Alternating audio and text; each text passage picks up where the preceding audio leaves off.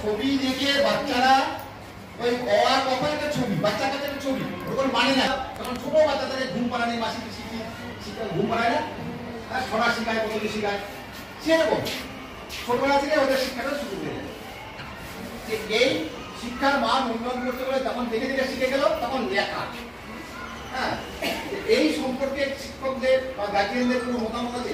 লেখাটা দেখে দেখে সবাই করতে পারে, বড় সংখ্যা এবিসি চিনে সবাই চিনে, চেনাটা কিন্তু আগে, চেনাটা হচ্ছে 1 নম্বর, লেখাটা 2 নম্বর, তারপরে পড়া বা আবার যখন রিডিং করবে তখন পড়ে ফেলবে। হ্যাঁ, সবাই চিনতে পারে, চিনতে পারছে?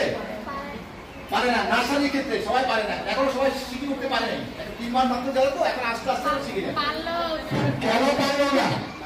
আমার প্রশ্ন, কেন পারলো না? আপনি যদি ক্রাইম লাইনে দেখেন, যদি একটা ঠাকুরের মেয়ে দেখান ছবি দেওয়া হচ্ছে না, তো সেক্ষেত্রে ও পড়তেও চাইছে না। তো এই ক্ষেত্রে যারা ইংলিশে ওর সাবজেক্টটাতে একটু হোমওয়ার্কটা একটু বেশি দেওয়া থাকে, তাহলে ও হচ্ছে মনোযোগী হয়ে উঠতে পারবে।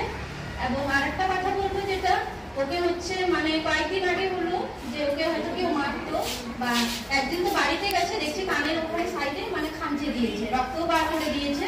তো এক্ষেত্রে বলবো আপনারা একটু নজর রাখবেন। এটুখানি বলে আমি আমার বক্তব্য শেষ করছি।